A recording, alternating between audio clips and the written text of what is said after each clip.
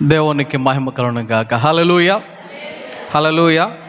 ఈ రాత్రికాల సమయంలో కొద్ది నిమిషాలు దేవుని యొక్క వాక్యాన్ని మనం ధ్యానం చేసుకుందాం. మరి యొక్క ప్రత్యేకమైనటువంటి కూడికలు మనందరికీ తెలుసు.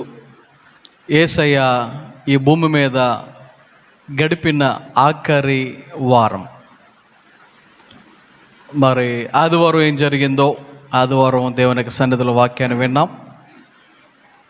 నిన్న అనగా సోమవారం ఏం జరిగిందో, నిన్న దేవుని యొక్క సన్నిధిలో దేవుని యొక్క వాక్యాన్ని ధ్యానం చేసాం. మరి ఈరోజు మంగళవారం ఏం జరిగింది అనేది కొన్ని విషయాలు దేవుని యొక్క వాక్యములో నుంచి కొన్ని విషయాలను మనము ధ్యానం చేద్దాం. మరి సమయంలో మత్తయి సువార్త 21వ అధ్యాయము, మత్తయి సువార్త 21వ అధ్యాయము 23వ వచనం నుంచి మనం చదువుదాం. బోధించుచుండగా ప్రధాన యాజకులను ప్రజల పెద్దలను ఆయన యొద్దకు వచ్చి, ఏ అధికారము వలన నీవు ఈ కార్యము చేయుచున్నావు? ఈ అధికారము ఎవడు నీకు ఇచ్చినని అడుగగా. మరి మంగళవారం జరిగినటువంటి కొన్ని సన్నివేశాలు, మంగళవారం జరిగినటువంటి కొన్ని యేసయ్య యొక్క బోధలు ఈ రోజున మనము ధ్యానం చేయబోతూ ఉన్నాం. మరి ఈరోజు అసలు ఎలా ప్రారంభమైంది అంటే, ఒక మాటలో చెప్పాలంటే ఒక ప్రశ్నతో ప్రారంభమవుతూ ఉంది. యేసయ్యకు ఎలా ప్రారంభమవుతుందంటే ఒక ప్రశ్నతో ప్రారంభమవుతూ ఉంది.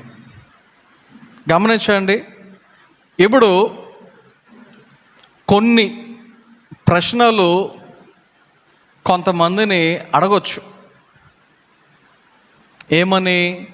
ఫర్ ఎగ్జాంపుల్, ఉపాధ్యాయులు ఉన్నారనుకో, ఆ క్లాస్ పిల్లల్ని పలానా క్వశ్చన్కి జవాబు ఏంటి అని అడగవచ్చు.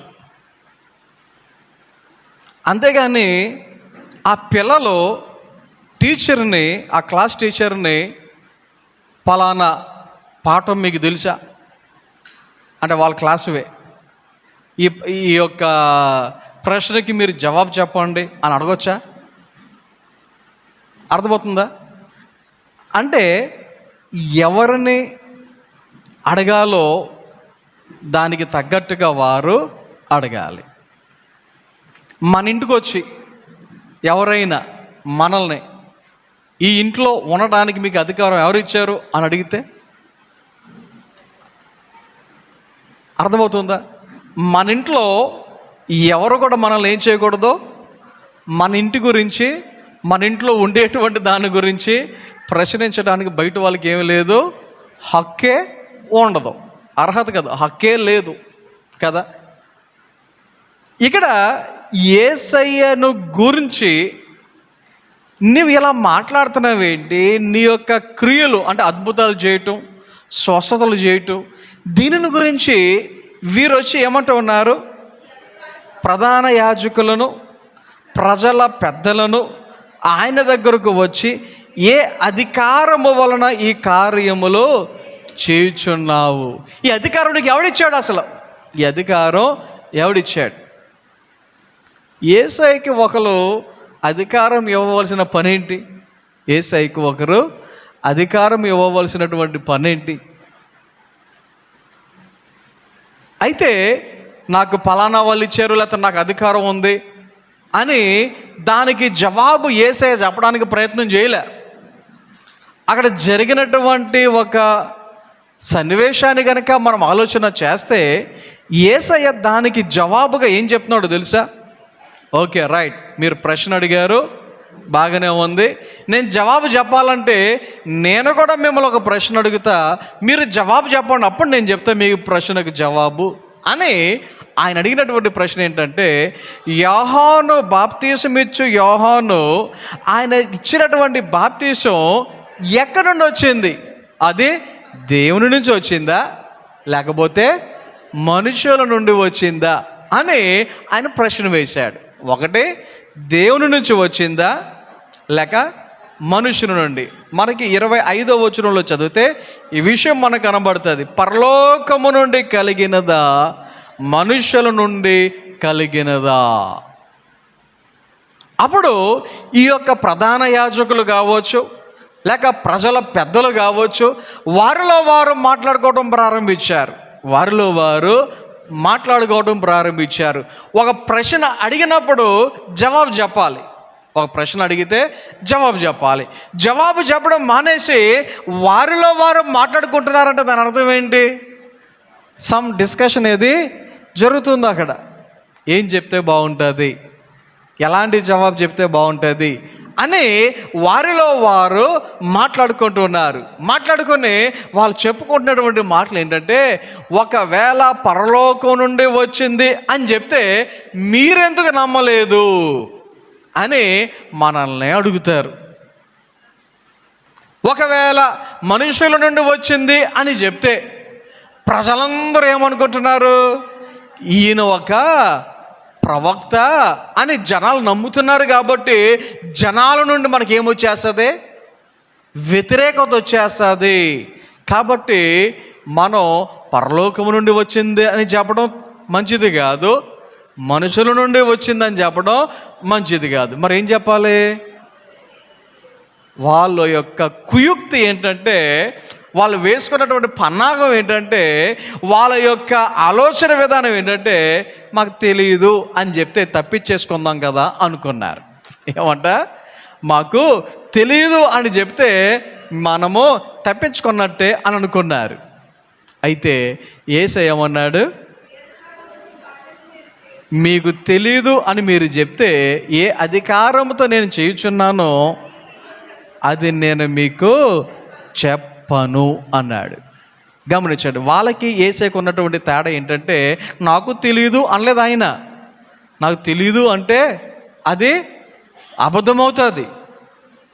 గమనించండి, యేసయ్య అబద్ధం చెప్పలా, ఇక్కడ కూడా అబద్ధం చెప్పలా. ఆయన ఏమంటున్నారు? నేను చెప్పను అంటా ఉన్నాడు. కొన్నిసార్లు కొన్ని చిక్కు ప్రశ్నలాగా చిన్న చిన్న చిక్కు సమస్యలు లాంటివి వచ్చేటువంటి పరిస్థితులు అక్కడక్కడ అప్పుడప్పుడు వస్తూ ఉంటాయి. అందులో కొంతమంది నా దగ్గర ఎక్కువగా నేను ఎదుర్కొనేటువంటి విషయం ఏంటంటే, వాళ్ళకి డ్రైవింగ్ వచ్చారో అదో తెలియదు. ఏమంటే ఒకసారి మీ కారు ఇవ్వండి అని అడుగుతారు. ఏమంటే ఒకసారి మీ కారు ఇవ్వండి అని అడుగుతారు. ఇప్పుడు నేను కారు ఇవ్వాలి ఇవ్వకూడదా? జనరల్గా ప్రతిరోజు ఎక్కడో చోటకి మీటింగ్ నిమిత్తమో పని నిమిత్తమో బయటకంటూ వెళ్ళడం జరుగుద్ది. కాబట్టి అబ్బాయి లేదు, నాకు ఖాళీ లేదు, నేను బయటికి వెళ్ళాలి అంటే నా దగ్గర వచ్చేటువంటి ఇంకో సమస్య ఏంటో తెలుసా? ఏమంటే మీకు 2 కార్లు ఉంటాయి కదా, 2 ఒకేసారి వేసుకెళ్ళరు కదా, ఒకటి ఇవ్వండి అంటారు. గమనించండి ఒకసారి. ఇవ్వను అని చెప్పలేను, ఇస్తాను అని అనలేను. నాకు ఉండేటువంటి ఒక పెద్ద సమస్య ఇది. కొన్నిసార్లు కొంతమంది డబ్బులు అడుగుతారు. ఇచ్చే వాళ్ళకైతే చక్కగా ఇవ్వచ్చు, నో ప్రాబ్లం. కొంతమంది ఇస్తాను అని చెప్తారు కానీ ఎవరు ఇస్తానని చెప్తారు కానీ డబ్బులు వెనక్కి ఎవరు. కొంతమంది మరీ విచిత్రంగా, ఏమంటే మీరు ఇస్తే నాకు అర్జెంటు పని ఉంది అంటారు. ఏంట్రా అర్జెంటు పని అంటే, కూర వండుకోవాలి, మీరు డబ్బులు ఎత్తేనే కూర వండుకుంటా, మీరు డబ్బులు ఎత్తేనే మందులు కొనుక్కుంటా, మీరు డబ్బులు ఎత్తేనే నేను భోజనం చేస్తా అన్నట్లుగా కొంతమంది 50 రూపాయలు 100 రూపాయలు ఆడవడం జరుగుద్ది. నాకు తెలుసు వాళ్ళు ఎందుకు కొడుతున్నారో నాకు తెలుసు. ఆ 50 ఆ 100 ఇవ్వలేక కాదు, నువ్వు కరెక్ట్గా చెప్పు ఎందుకు అని అడుగుతా. నిజంగా అంటారు, నేను టిఫిన్ చేయలేదు అంటారు. నేనేం చేస్తాను తెలుసా? నిజంగా టిఫిన్ చేయలేదు అన్న మాట టిఫిన్ టైంకి వచ్చి అడిగితే, సరే నీకు టిఫినే కదా కావాల్సింది, కూర్చో నేను పెడతా అని మా ఇంట్లో ఏ టిఫిన్ ఉంటే ఆ టిఫిన్ భోంచేయి, టిఫిన్ చేయి అని ప్లేట్లో పెట్టి ఇచ్చేస్తే తింటారు. వెళ్తా మళ్ళీ బొరగొక్కుని 50 ఉండే, ముందు 100 అడుగుతారు కదా, ఈసారి కనీసం 50 ఉండే, నువ్వు తినేసావు కదా ఇంకెందుకు అంటే తలకెక్కేందుకు వచ్చుకుంటారు. కొంతమంది మందులు అంటారు, మ్యాక్సిమం మందులన్నీ ఇంట్లో ఉంటాయి ఎప్పటికప్పుడు రెడీగా. వాళ్ళు ఎందుకు ఏంటి అని అడుగుతా, మందులు కొనుక్కోవాలా, సరే నీకేం మందు కావాలి నేను ఇస్తా అని చెప్పి ఆ మందు ఇచ్చేస్తాను, నేను ఆ ట్యాబ్లెట్లు ఇచ్చేస్తాను. ఇచ్చిన తర్వాత కూడా మరలా ఏమండి ఎంతో కొంత ఇవ్వండి. ఆలోచన చేయండి, మొహమాటం లేకుండా చెప్తా, ఇవ్వను. లేవు అన్నావు, లేవు అంటే అబద్ధం అయిపోద్ది. ఇవ్వను అని చెప్తాను. యేసయ్య కూడా ఏమంటున్నాడు, నేను చెప్పను అంటే దాని అర్థం ఏంటి? ఏ అధికారంతో ఆయన ఈ కార్యాలు చేస్తున్నాడో ఆయనకు తెలుసు, నేను చెప్పను అంటూ ఉన్నాడు. ఇది మంగళవారం రోజున జరిగినటువంటి మరి కొన్ని విషయాలలో ఇది ఒక విషయం. ఆ తర్వాత ఆయన ఈ యొక్క సంభాషణ చేస్తూ కొన్ని ఉపమానాలు చెప్పాడు. ఆయన కొన్ని ఉపమానాలు చెప్పాడు. ఇంచుమించు మనం గమనిస్తే కంటిన్యూస్గా 3 ఉపమానాలు చెప్పాడు. ఆయన వరుసగా 3 ఉపమానాలు చెప్పాడు. ఇప్పుడు ఉపమానం అనేది ఎందుకు చెప్తారు అంటే అర్థం కావటానికి. ఆ రోజున యేసయ్య ఈ లోకంలో ఉన్నప్పుడు ఒకే రోజున 3 ఉపమానాలు చెప్పినటువంటి సందర్భం మనకి ఇక్కడ ఇదే మత్తయి సువార్తలో మనకి 28వ వచనం నుండి 32వ వచనం వరకు చదివితే మొదటి ఉపమానం కనబడుతూ ఉంటుంది. ఈ యొక్క మొదటి ఉపమానములో ఆయన తన యొక్క మరి ప్రజలకు అర్థమయ్యేటువంటి రీతిగా చెప్తూ ఒక మనుషునికి 2 కుమారులు ఉన్నారు. ఒక మనుషునికి 2 కుమారులు ఉన్నారు. ఆ యొక్క 2 కుమారుల దగ్గరికి మొదటి వాని దగ్గరికి వెళ్ళాడు తండ్రి. వెళ్ళి ఆ మొదటి వానితో అడిగినటువంటి ప్రశ్న ఏంటంటే, నువ్వేం చేయాలి? ద్రాక్ష తోటలో పని చేయుమని చెప్పగా వాడేమన్నాడంట? నేను పోను అన్నాడంట. కానీ తర్వాత మనసు మార్చుకొని పోయాను. ఫస్ట్ వెళ్ళను, పని చేయను అన్నాడు, కానీ మనసు మార్చుకొని వెళ్ళాడు. రెండో వాడు ఏం చేశాడు? నేను పోదును అనేను, కానీ పోలేదు. వెళ్తాను, పని చేస్తాను అన్నాడు, కానీ చేయలేదు. చూడండి ఒకసారి, ఈ రెండిట్లకి చాలా వ్యత్యాసం ఉంది. యేసయ్య ఈ ఉపమానం చెప్పి వాళ్ళనే అడుగుతున్నాడు ఒక ప్రశ్న. ఏమని అడుగుతున్నాడు?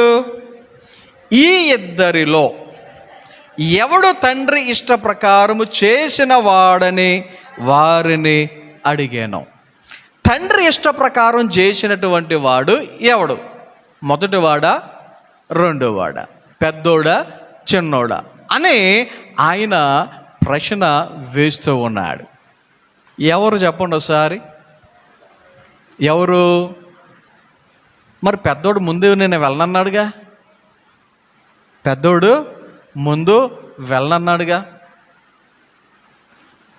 ఇప్పుడు వెళ్ళను అన్నవాడు తండ్రి ఇష్ట ప్రకారం చేసినట్ట, వెళ్తాను అన్నవాడు తండ్రి ఇష్ట ప్రకారం చేసినట్ట? జనరల్గా అయితే రెండోవాడు అని చెప్పాలి. కానీ అక్కడ అవుట్కమ్ ఏం జరిగింది?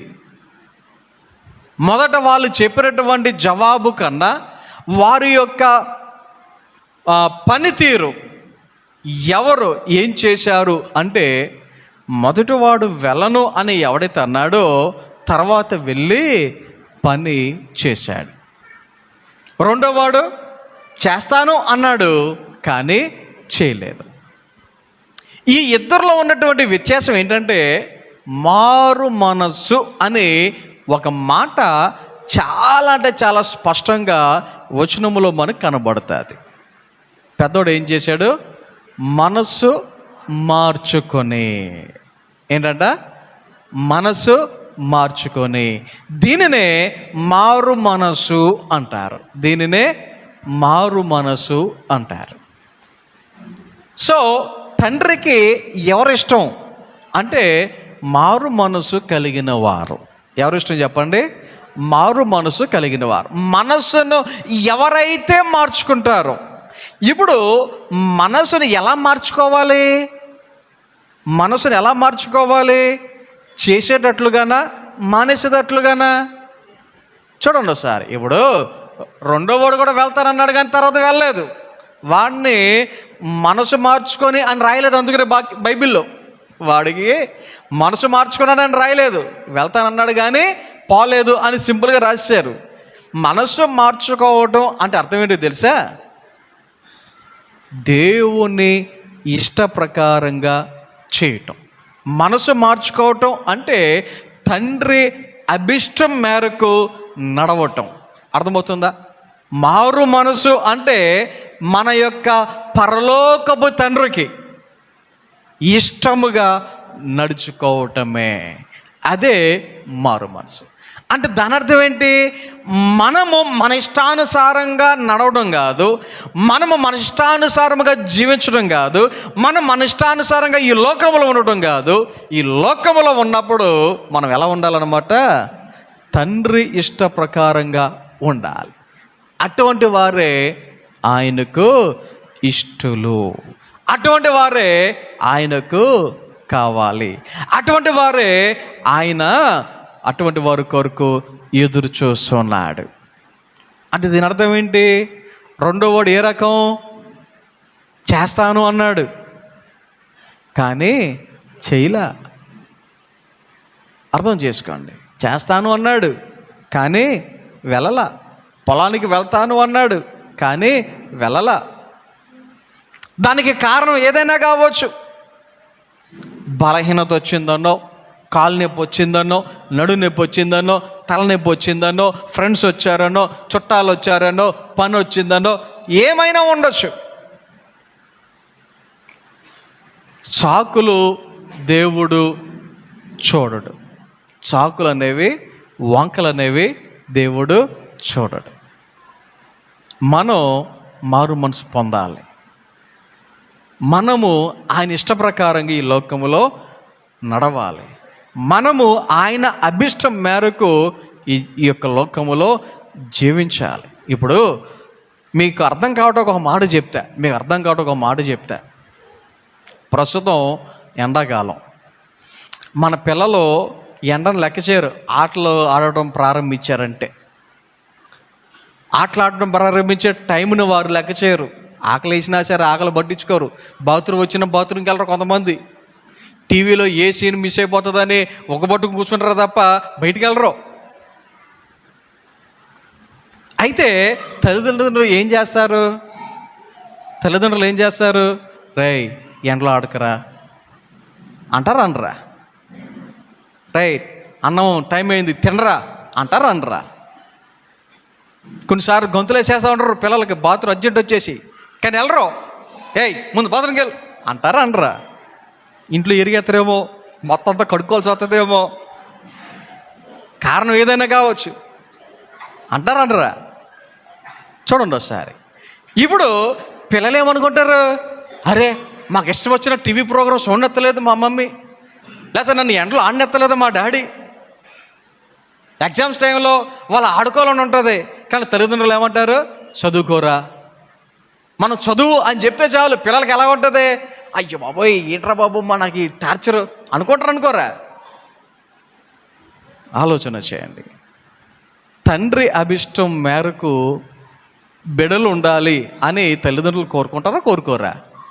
వాళ్ళు ఏ సబ్జెక్ట్ ఇష్టమో, ఏ సబ్జెక్ట్ ఇష్టం లేదో అది మనకు అనవసరం. ముందు మనమైతే ఏం చేస్తాం? 100కు 100 రావాలంతే. నువ్వు ఏం చేస్తావు నాకు తెలియదు, 100కు 100 రావాలి అంటాం. పిల్లలకి ఒకవేళ బాగా చదువు వచ్చినోడైతే పర్లేదు, బాగా చదివేస్తాడు. రానోడు ఏం చేస్తాడు? ఓరో బాబోయ్ నాకు మార్కులు రాబోతే నాకు ఇంట్లో అన్నం పెట్టరేమో, ఇంట్లోకి రానివ్వరేమో అని కాపీలు కొడతాం, చిట్టీలు పెట్టడం, ఇలాంటివి చేస్తారా చేయరా? ఆలోచన చేయండి. ఎందుకంటే నాకు పిల్లలతో బాగా అనుబంధం ఎక్కువ కదా. చెప్తా ఉంటారు కొన్నిసార్లు కొంతమంది, నా పక్కనోడు బాగా వచ్చినోడు నేను చూసి రాశానండి, ఏం కాదు, ఏం పర్లేదు, వాడేం బాధ, నా పక్కనోడికి ఏమి రావు, అందుకే నేనేమి రాయలేకపోయా. సో తల్లిదండ్రులు వారి బిడ్డల విషయంలో ఏం ఎక్స్పెక్ట్ చేస్తారు? వాళ్ళ అభిష్టం మేరకు వాళ్ళు ఉండాలి, వాళ్ళ అభిష్టం మేరకు వాళ్ళు చదవాలి. తండ్రి కూడా అదే కోరుకుంటున్నాడు, మారు మనస్సు కలిగిన వారు ఉండాలని, మనస్సు మార్చుకుని వారు ఉండాలని. ఈ లోకములో లోకానుసారమైనటువంటి రీతిగా కాదు, మారు మనసు కలిగినటువంటి వారుగా జీవించాలి అని ఆయన కోరుకుంటూ ఉన్నాడు. సో ఇది మొదటి ఉపమానము యేసయ్య ఈ లోకంలో ఉండగా చెప్పింది. రెండవ ఉపమానాన్ని గురించి మనం ఆలోచన చేస్తే 33వ వచనం నుండి 41వ వచనం వరకు మరి ఒక ఉపమానం, రెండవ ఉపమానం ఈ రోజున యేసయ్య భూమి మీద ఉన్నప్పుడు తెలియచేసినది మరొకటి మనకి ఇక్కడ కనబడుతుంది. అది ఏంటి అంటే, ఇంటి యజమానుడు ఒకడు ఉండేను, అతడు ద్రాక్ష తోట నాటించి దాని చుట్టూ కంచె వేయించి అందులో ద్రాక్ష తొట్టెలు తొలిపించి గోపురము కట్టించి కాపులకు దాన్ని గుత్తకిచ్చి దేశాంతరము పోయెను. ఆయన చేయవలసినటువంటి పనులన్నీ చేశాడు, సగం సగం పనులు చేయలే, పూర్తిగా చేశాడు, అన్నీ చేశాడు. చేసి ఒకరికి గుర్తుకిచ్చాడు. అంటే మన భాషలో అర్థం చేసుకోవాలంటే కౌలుకిచ్చాడు అని అర్థం అన్నమాట. కౌలుకిచ్చాడు. ఇప్పుడు కౌలుకిచ్చినప్పుడు సంవత్సరానికి మరి ఇచ్చినప్పుడే మనకి అగ్రిమెంట్ అనేది జరుగుతుంది. ఏమని, ఇన్ని బస్తాలనో లేకపోతే ఇంత అమౌంట్ అనో లేకపోతే ఇంత పంటనో సంథింగ్, అది ఏదైతే అయితే పంటను బట్టి మనకి సంవత్సరానికి ఎంత అనేది అగ్రిమెంట్ అంటూ మనం మాట్లాడుకోవడం జరుగుద్ది. సో ఇక్కడ ఈ యొక్క యజమానుడు కూడా ఏం చేశాడు, పండ్ల కాలము సమీపించినప్పుడు పండ్లలో తన భాగమును తీసుకొని వచ్చుటకు ఆ కాపుల యొద్దకు తన దాసులను పంపగా. ఏ టైం వచ్చినప్పుడు? పండ్ల కాలం వచ్చినప్పుడు. ఏం తీసుకోవడానికి పంపించాడు? తన భాగము. ఆలోచన చేయండి, మొత్తం అంతా కాదు ఆయన అడిగింది, కేవలం తన భాగమును మాత్రమే అడుగుతూ ఉన్నాడు. తన భాగము. ఆలోచన చేయండి, యజమానునికి ఎంత భాగము ఇవ్వాలో ఆ భాగం ఏం చేయాలి? ఇచ్చేయాలి. యజమానునికి ఎంత భాగం ఇవ్వాలో ఆ భాగాన్ని యజమానికి ఇవ్వాలి. అది రూల్, అది రూల్. సో తన యొక్క ఒప్పందం ప్రకారంగా తన భాగాన్ని తీసుకొనటానికి ఆయన ఏం చేశాడు? తన దాసులను పంపగా. వారు ఏం చేశారంట? ఆ దాసులను పట్టుకొని ఒకను కొట్టి మరి ఒకని చంపిరి, మరి ఒకని మీద రాళ్ళు రువ్విరి. గమనించండి. ఏమో ఒకవేళ ముగ్గురు వెళ్ళారు అనుకుందాం. ఎంతమంది? ముగ్గురు వెళ్ళారు అనుకుందాం.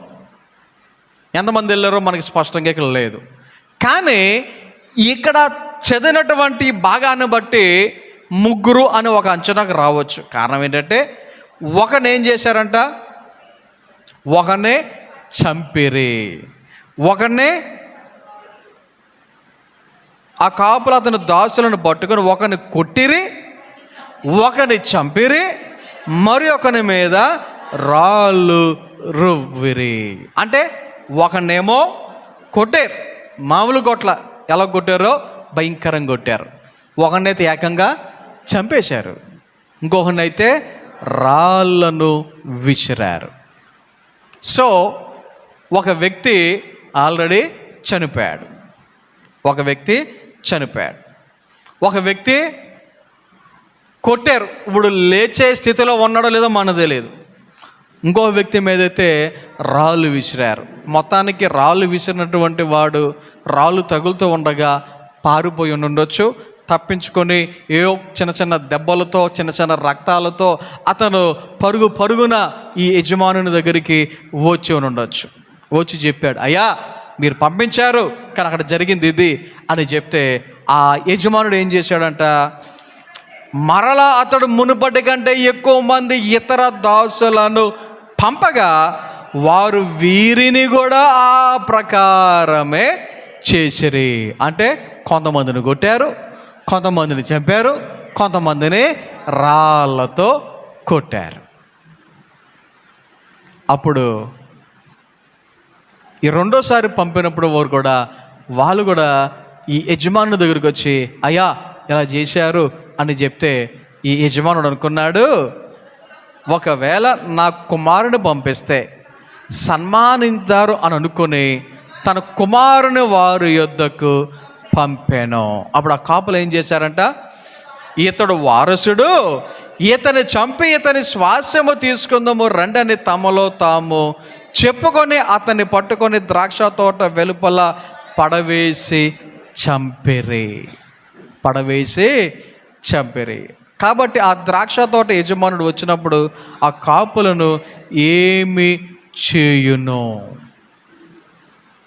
ఒక రకంగా మనం ఆలోచిస్తే యేసయ్య ఆయన గురించే ఆయన చెప్పుకుంటున్నటువంటి ఒక ఉపమానం.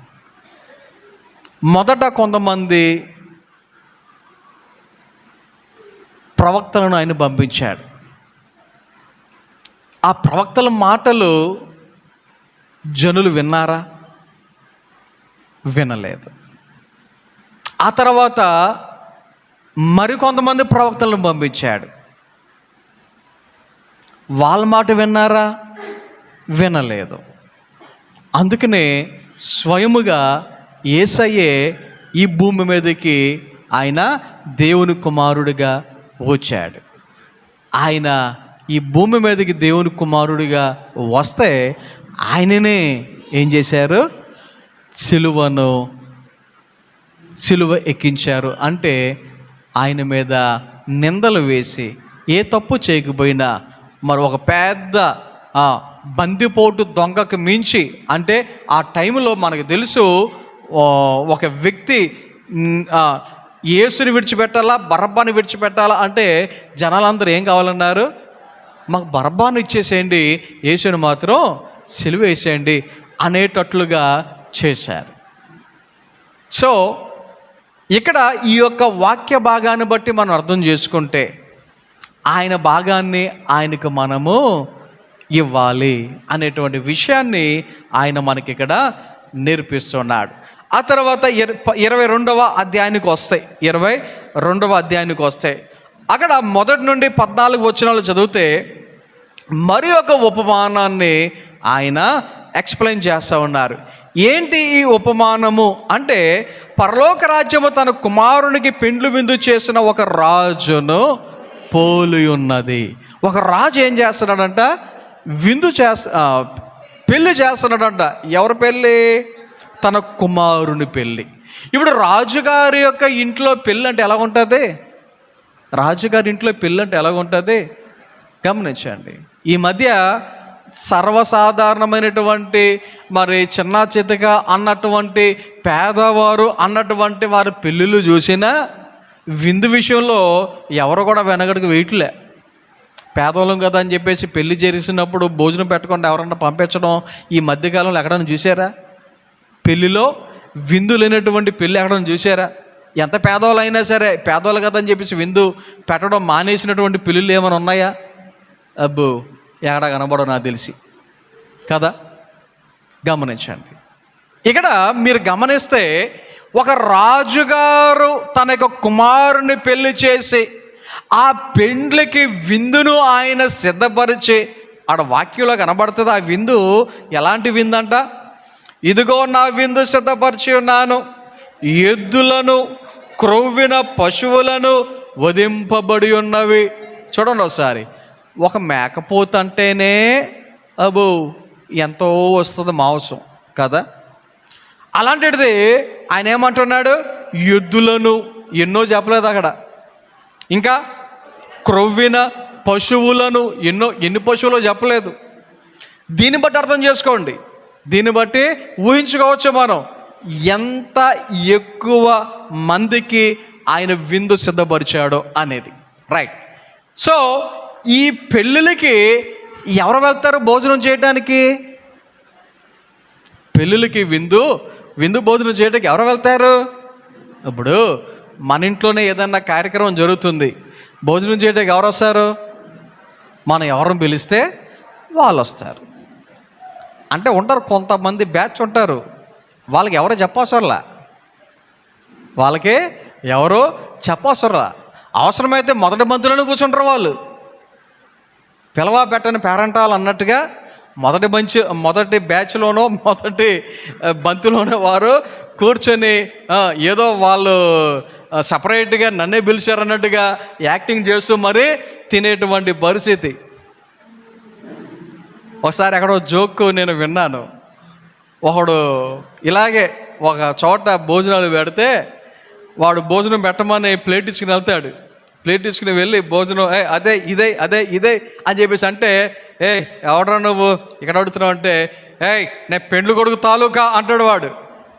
నేను పెళ్ళి కొడుకు తాలూకా అంటాడు. ఆ వడ్డిచ్చేవాడు అంటాడు, ఒరేయ్ ఇది దినం భోజనం రా అని. దినం భోజనంలో పెళ్ళి కొడుకు తాలూకా అయితే పెళ్ళి కూతురు తాలూకా అంటే దాని అర్థం ఏంటి? వాడు అసలు ఆ యొక్క కుటుంబానికి సంబంధించినటువంటి వ్యక్తే కాదనమాట కదా. ఇక్కడ విందుకు పిలవబడిన వారిని రండి అని చెప్తే ఆడ వాక్యంలో మనకు కనబడుతుంది. 5వ వచనంలో, వారు లక్ష్యము చేయక ఒకడు తన పొలమునకు మరి ఒకడు తన వర్తకమునకు వెళ్ళిరి. తక్కిన వారు అతని దాసులను పట్టుకొని అవమానపరచి చంపిరి. చూడండి ఒకసారి, విందుకు రండి అంటే ఒకడు ఏం చేశాడంట? పొలానికి వెళ్ళిపోయాడు. ఇంకోటి ఏం చేశాడంట? వర్తకానికి అంటే వ్యాపారానికి వెళ్ళిపోయాడు. మరికొంతమంది ఏం చేశారంట? పిలవటానికి వచ్చిన వారిని అవమానపరిచి చంపిరి. ఒకసారి ఆలోచన చేయండి, పెళ్లి భోజనానికి రండి అని చెప్తే చంపేస్తారా? పెళ్లి భోజనానికి తింటాకి రండి అని చెప్తే చంపేస్తారా? ఎంత అన్యాయముగా ఉన్నారో ఇక్కడ మనము అర్థం చేసుకోవాలి. ప్రజలు ఎంత భయంకరంగా ఉన్నారో అర్థం చేసుకోవాలి. అయితే రాజుగారికి కోపం మామూలుగా రాల. ఆయన రాజు కదా, ఆయన మాట మనం వినాలి, రాజుగారి మాట జనాలు వినాలి. కానీ జనాలు ఏం చేస్తున్నారు? రాజుగారు పంపించినటువంటి వారిని కొట్టారు, చంపేశారు, అవమానపరిచారు. కొంతమంది అయితే అసలు పట్టించుకోలేదంట. సో రాజుగారి కోపం వచ్చింది. ఆయన ఏం చేశాడంట? దండ్లను పంపి నరహంతకులను సంహరించి ఏం చేశాడు? వారి పట్టణమును తగులబెట్టించెను. చూడండి ఒకసారి, తింటకు రమ్మన్నప్పుడు వెళ్ళి తింటం మానేసి ఎప్పుడైతే అవమానపరిచి కొట్టి చంపారో వారు చావటం మాత్రమే కాదు, వారు వలన పట్టణం ఏమైపోయిందంట? తగలబడిపోయింది అని వాక్యంలో మనం ఇక్కడ చదువుతూ ఉన్నాం. సో ఒక విషయాన్ని మనం అర్థం చేసుకోవాలి. మనము దేవుడు పిలిచినప్పుడు ఆయన దగ్గరకు మనం రాకపోతే మనను బట్టి, ఒకవేళ మన చుట్టూ ఉన్న వారందరికీ, మనలను బట్టి, మన కుటుంబం అంతటికి, మనలను బట్టి మన గ్రామం అంతటికి ప్రమాదం జరగొచ్చేమో ఆలోచన చేయండి. యోనా దేవుడు వెళ్ళమన్నటువంటి ప్రాంతానికి వెళ్ళకుండా, నినివేకు వెళ్ళకుండా తర్షీషుకు వెళ్ళిపోతూ ఉంటే ఓడలో ఉన్న వారందరికీ ప్రమాదం వచ్చిందా రాలేదా? వారందరూ ప్రాణాలతో వారి యొక్క సామానం అంతా సముద్రంలో పాడేశారా లేదా? ఎన్ని బట్టలు పాడేసి ఉంటారో, ఎన్ని ఇంపార్టెంట్ వస్తువులు పాడేసి ఉంటారో ఆలోచన చేయండి. ఒక్కడి వల్ల వారందరూ నష్టపోయారా లేదా? సో మన వల్ల మనం నష్టపోవటం కాదు, మన కుటుంబం నష్టపోయే పరిస్థితులు ఉన్నాయి. మన కుటుంబం మాత్రమే కాదు, ఇరుగు పొరుగు వారు నష్టపోయే పరిస్థితులు ఉన్నాయి. ఇరుగు పొరుగు వారు మాత్రమే కాదు, ఊరు కూడా నష్టపోయే పరిస్థితులు ఉన్నాయి. జాగ్రత్త. తర్వాత రాజుగారికి కోపము చాలా చేశాడు. నెక్స్ట్ ఆయన ఇంకొక నిర్ణయం తీసుకున్నాడు. ఏమని? మీరు రాజు వీధుల్లోకి వెళ్ళండి, కనబడిన ప్రతి ఒక్కరిని ఏం చేయాలి?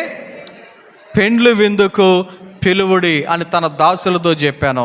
వారు వెళ్ళి చెడ్డవారినేమి మంచివారినేమి తమకు కనబడిన వారినందరినీ పోగు చేసిరి గనుక విందుకు వచ్చిన వారితో ఆ పెండ్లిశాల నిండెను.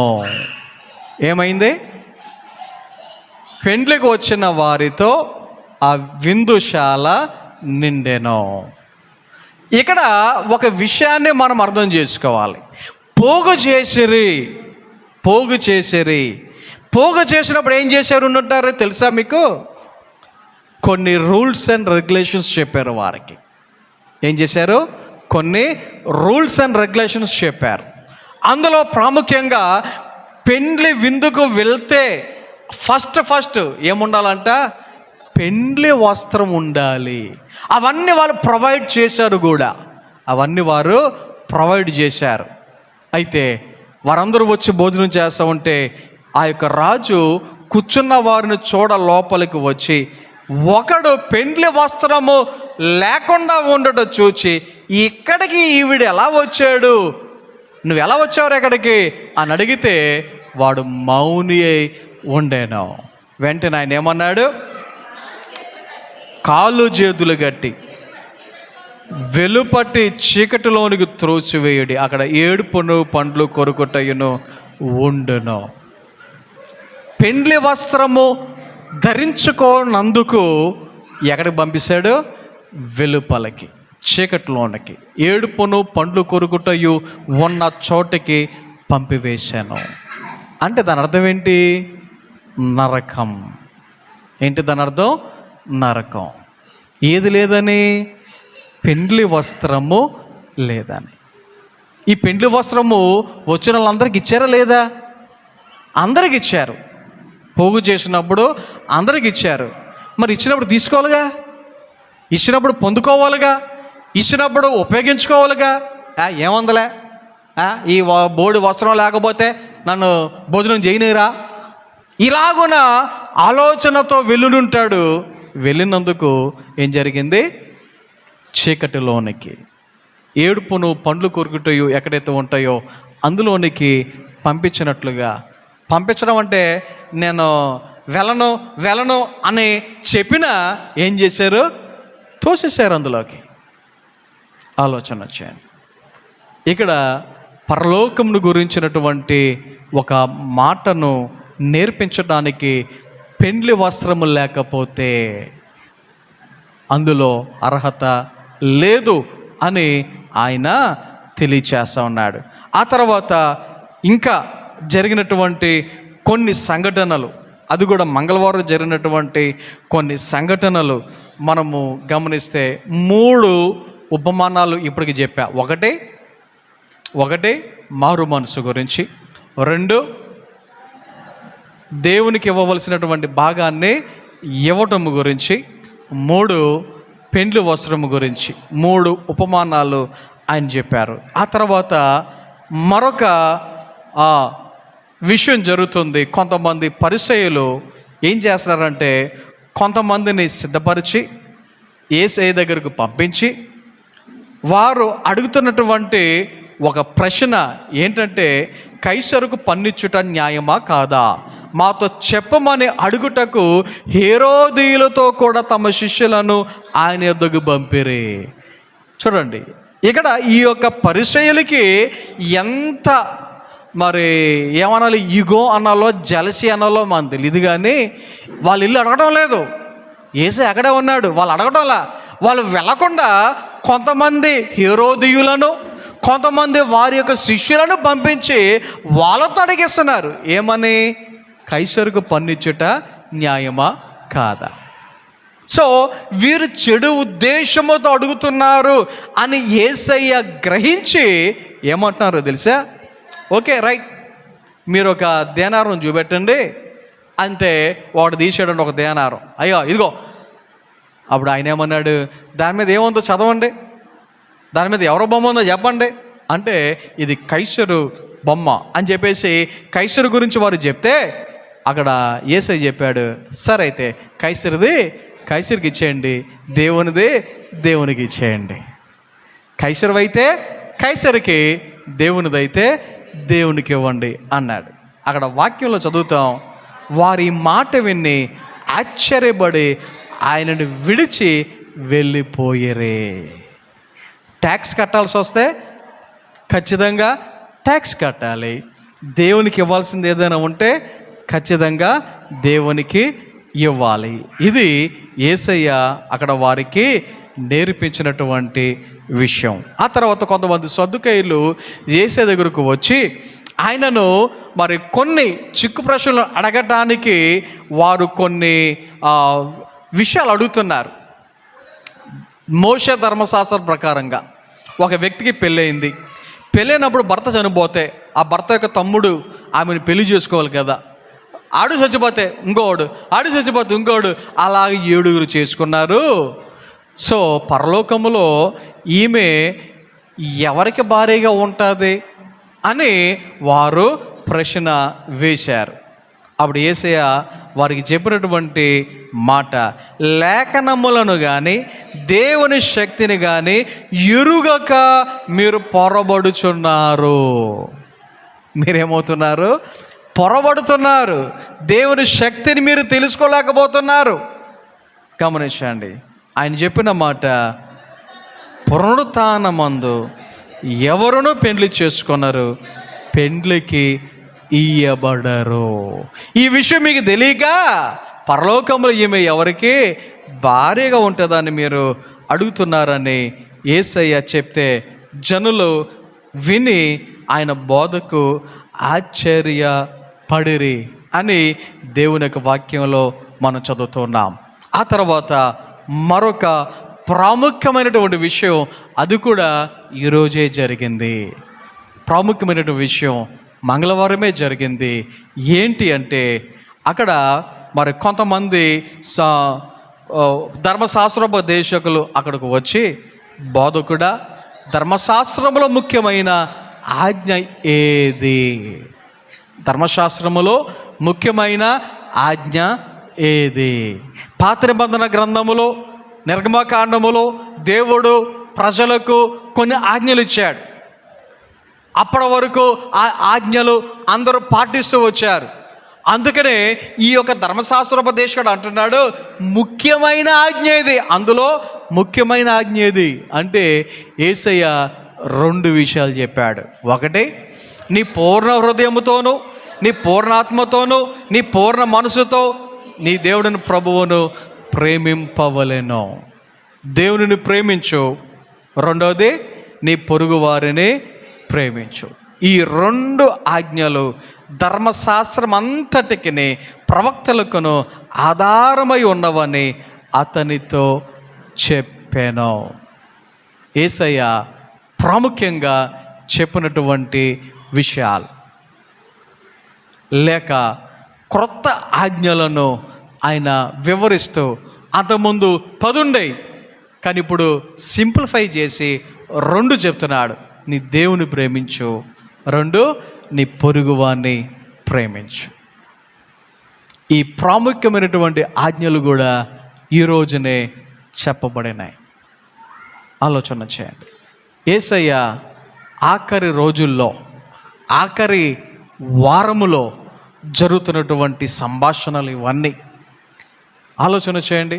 చచ్చిపోయే ముందు మన ఇంట్లో వాళ్ళు ఏదైనా చెప్తే, అబ్బో ఆ మాట ఎంత జాగ్రత్తగా వింటామో.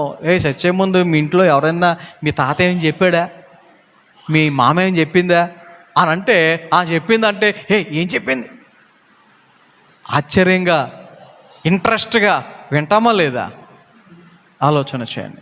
మరి యేసయ్య ఆయన చనిపోవడానికి కొన్ని రోజుల ముందు, అంటే మంగళ, బుధ, గురు, శుక్రవారం చనిపోతాడు. ఆయన చెప్పిన రోజుకి చనిపోయే రోజుకి మధ్యలో ఇంకా 3 రోజులు మాత్రమే ఉంది. అంత దగ్గరలో ఆయన మాట్లాడుతున్నటువంటి మాటలు ఎంత విలువైనవో, ఎంత అమూల్యమైనవో మనం గ్రహించి ఆయన యొక్క ఉపమానములను అర్థం చేసుకొని మనము కూడా ఆయన చెప్పినటువంటి దాని ప్రకారంగా మారు మనసు కలిగి ఉండటానికి, రెండవది ఆయన భాగాన్ని ఆయనకి ఇవ్వటానికి, మూడవది పెండ్లి వస్త్రం అంటే పరలోకానికి సంబంధించినటువంటి అర్హతను మనము కలిగి ఉండటానికి. నాలుగవదిగా కైసరదే దేవునిదే దేవునికి ఇచ్చేటట్లుగా ఉండటానికి.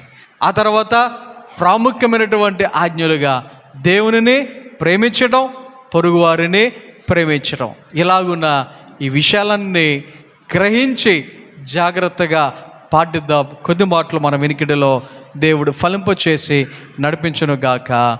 ఆమేన్. ప్రార్థన చేసుకుందాం. అందరూ తలలు వంచండి, కళ్ళు మూసుకోనండి. ప్రార్థన.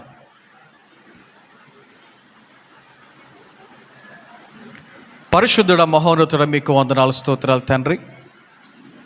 ఈ రాత్రికాల సమయంలో కొద్ది నిమిషాలు నీ యొక్క మాటలు విన్నాం. మీరు ఈ లోకంలో ఉన్నప్పుడు జరిగినటువంటి సంఘటనలు, బోధించిన విషయాలు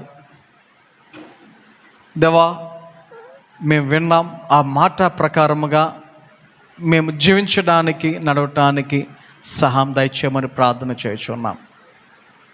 అదే రీతిగా